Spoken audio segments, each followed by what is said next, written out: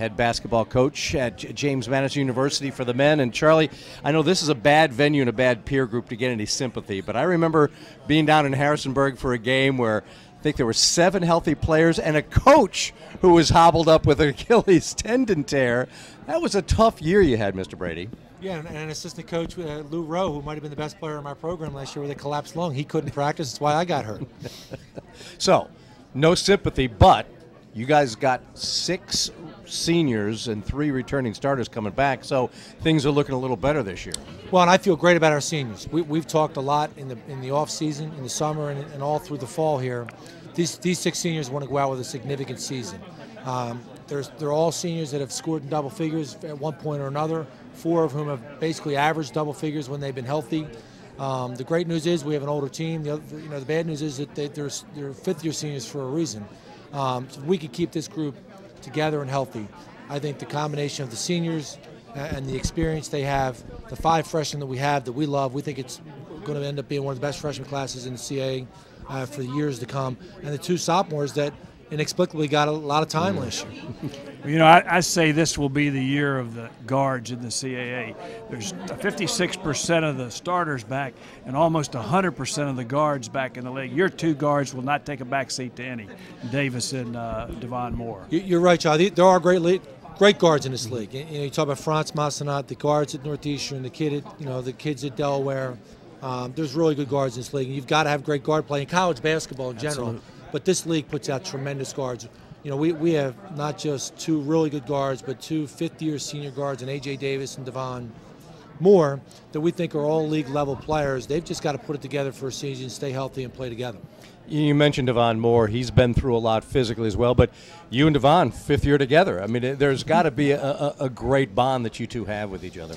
I've said Devon and I are close. I think he's a terrific young guy. He's undergone an extraordinary amount of personal tragedy in his life. During his time at JMU, he's lost a lot of people. In fact, one of his closest family members right now is going through something that she'll be going through for, probably for the year. And he has struggled mightily, mentally, to always be with us when he's on our team, because he undergoes so much. He's endured a lot, but he's in a great mindset right now. He wants to go out a winner, and I think he's got a chance to be one of the best leaders I've ever coached. We talk about the backcourt, but you've got another guy returning who missed all of last year with a shoulder injury in Rashawn Goins, who literally takes up a lot of space inside. Now, fortunately, he takes up a lot less space now than he did 2 months ago. He lost almost 45 pounds. Really? 2 seasons ago when he was healthy, he averaged almost 10 points and about 6 rebounds a game in 22 minutes. We've talked to him about being in great shape. He's in the best shape of his life. He's got a little bit of Ryan Pearson in his game. He's an undersized forward that can post, that can shoot, that can really pass. He's a 5th-year senior, and I think he learned a lot 2 years ago, and he learned more last year watching us.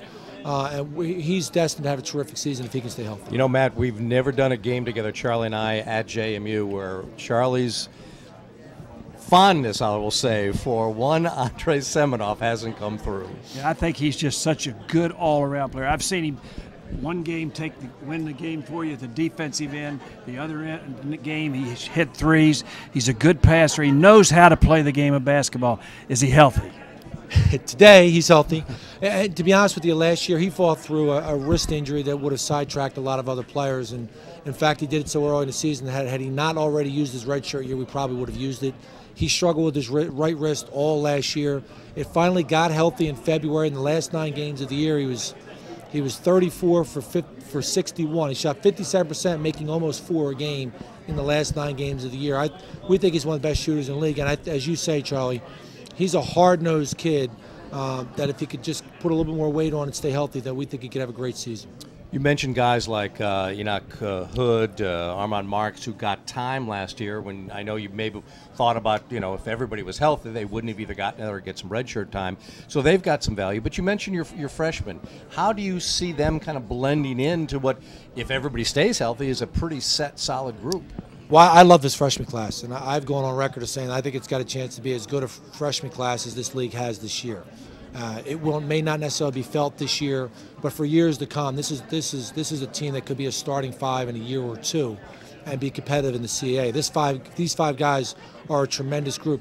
Ron Kerry comes to us from Paul Six High School in South Jersey, maybe as the most highly acclaimed freshman that I brought in my time at JMU, and maybe in my 9 years as head coach. There's two other perimeter guys here that are every bit as good.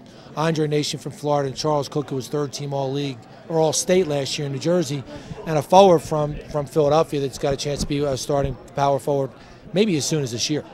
That's great. Well, let's hope everybody, including the coaching staff, stays healthy this year. Matt, thanks for being with us. Thanks for having me, guys. Matt Brady, the head basketball coach for the men at James Madison University.